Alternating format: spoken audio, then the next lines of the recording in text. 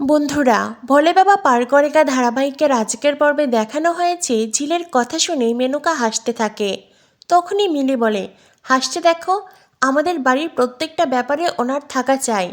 মেনকা বলে, এমনি এমনি কি আর হাসছিল? তোর বোনের কথা শুনে হাসছি। কি বলল? সাক্ষ্য ডাক্তার নাকি ওর স্বামী, যে কিনা একটু আগে ডিভোর্স দিয়ে এলো, সে আবার তাকে স্বামী বলছে। তখনই ঝিলের মা বলে, বলছে তো কি হয়েছে? হ্যাঁ, বলছে তো কি হয়েছে? ডিভোর্স যতই হোক, আমার মেয়ের সিঁথিতে সিঁদুর দিয়ে তো বিয়ে করেছিল, সেটা তো আর মিথ্যে নয়। মুখ ফসকে না হয় কথাটা বলেই ফেলেছে, তাই দেখে অত হাসার কি আছে? মেনকা বলে, হাসব না তো কী করব?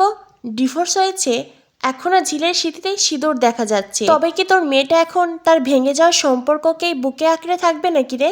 সে ভেঙে যাওয়া সম্পর্ককে কি সত্যি মনে করবে? ঝিল বলে, শোনো, আমার জীবন নিয়ে তোমাকে অত ভাবতে হবে না। আমি কি করব না করব সেটা তোমার দেখার দরকার নেই। তখনই ঝিলের বন্ধুরা বলে, তাই বলে লোকটা এইভাবে তোর সাথে চিট করবে আর আমরা সবাই চুপ করে থাকবো? ঝিল বলে, কেউ আমায় ঠকায়নি। ঝিলের বন্ধুরা বলে, অবশ্যই ঠকিয়েছে, ভালো মানুষই দেখিয়ে তোর অপারেশন করেছিল আর বিনিময়ে তোর থেকে ডিভোর্স নিল। এটা কি ঠকানো নয়? অপারেশন করেছে বলেই তো সে ডিভোর্সটা নিতে পারলো। ঝিল বলে, শোন, আমি ওর সম্পর্কে একটাও বাজে কথা শুনতে চাই না। তখনই বস্তির সে আরেকটা ছেলে বলে, ঝিল, অত বড়লোক বাড়িতে তোর বিয়ে হলো, ডাক্তার বর পেয়েছিলি, আর তুই কিনা সব কিছু এভাবে ছেড়ে দিলি? ঝিল বলে, সবার জীবনে তো আর বিয়েটাই একমাত্র স্বপ্ন নয়, আর সব মানুষও এক নয়। তোরা জীবনটাকে যেভাবে ভাবিস, আমি সেভাবে ভাবি না।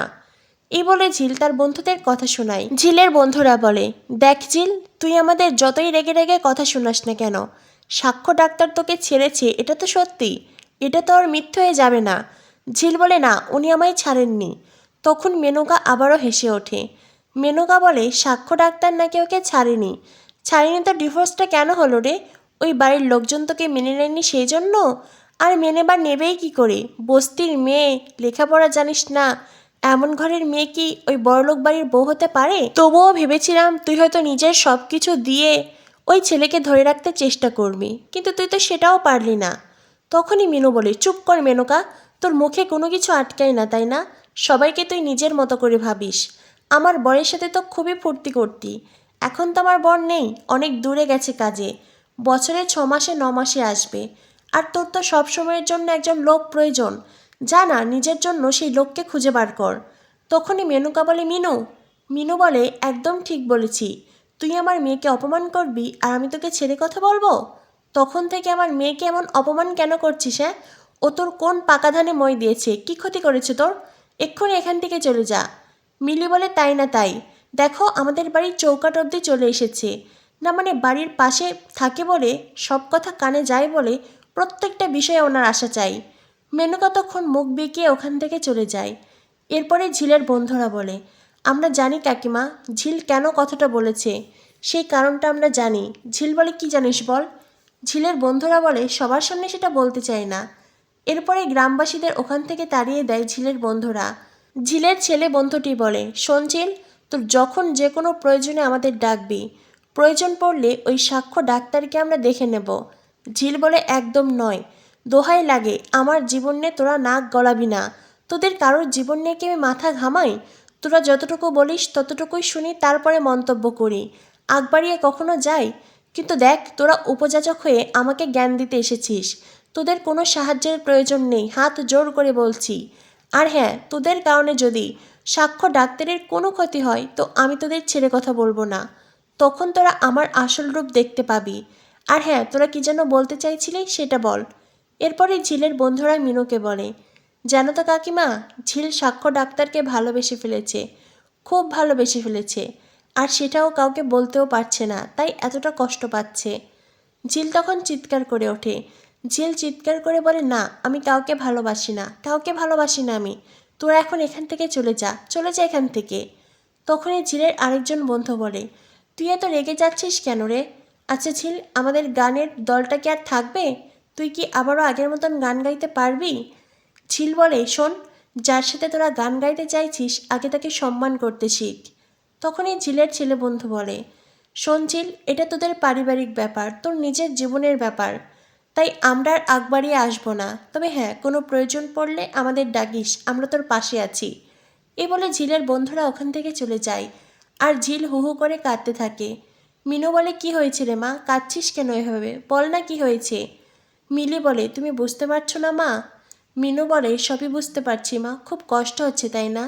যতই হোক, ও তোর স্মৃতিতে সিঁদুর দিয়ে তোকে বিয়ে করেছিল, 7 পাকে ঘুরেছিলে তোরা, আর আজ সেই সম্পর্ক ভেঙে গেছে, কষ্ট তো হবেই। এই কষ্ট অন্য সব কষ্টের তুলনায় বেশি রে মা, সব কষ্টের তুলনায় বেশি। এই দেখ না, তোর বাবা পাশের বাড়িতেই যায়, সবটা জেনে বুঝো মানুষটিকে ছাড়তে পারিনি, তাকে ভালোবাসি বলে, সে আমার স্মৃতিতে সিঁদুর দিয়েছে বলে, সংসারের মায়ায় পড়ে। স্বামী একটা মেয়ের জীবনের সব কিছু রে মা, তোর কষ্ট হবেই। তখনই ঝিলের মনে পড়ে যায় সাক্ষ্যর সাথে তার বিয়ে হয়েছিল। সাক্ষ্য ঝিলের কাছে এসেছিল, সাক্ষ্য ঝিলকে আই লাভ ইউ বলেছিল, ঝিলকে নিজের স্ত্রী বলেছিল। সব কথা মনে পড়ে ঝিলের চোখ বেয়ে জল ঝরে, ঝিল অঝরে কাঁদতে থাকে। তখনই মিনো মিলিয়ে এসে ঝিলকে জড়িয়ে ধরে।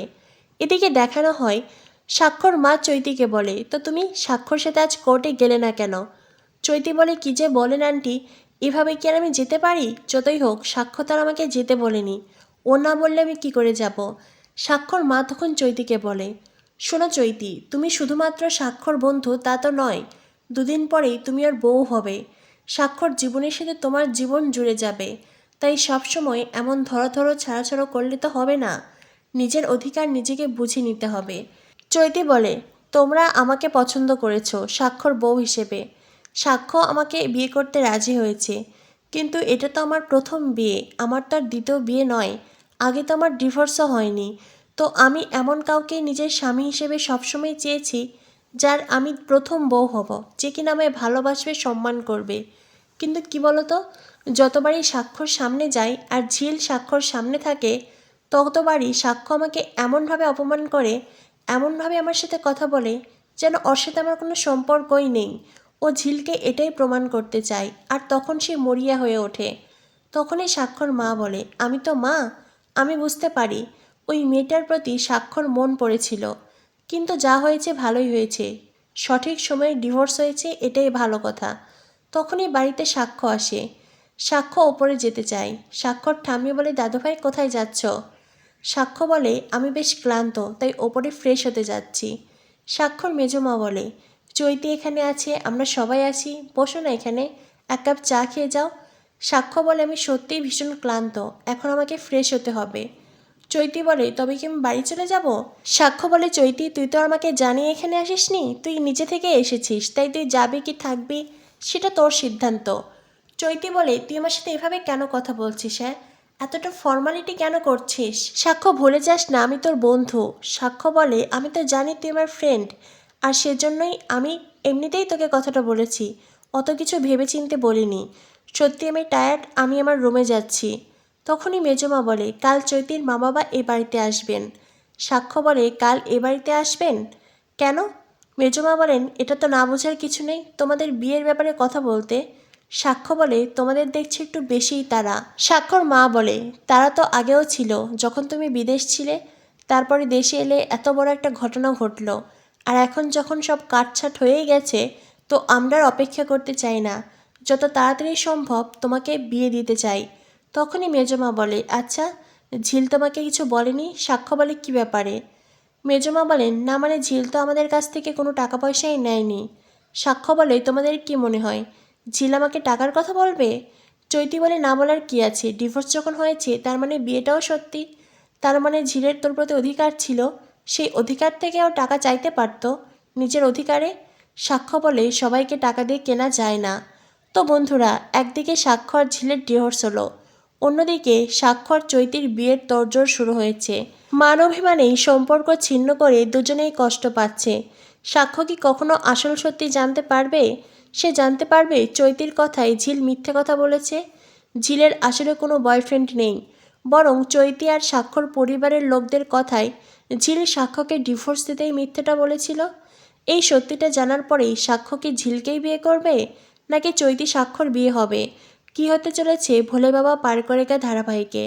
ভোলে বাবা পার করেগা ধারাবাহিকের পরবর্তী আপডেট পেতে আমাদের সাথেই থেকো। ধন্যবাদ সবাইকে।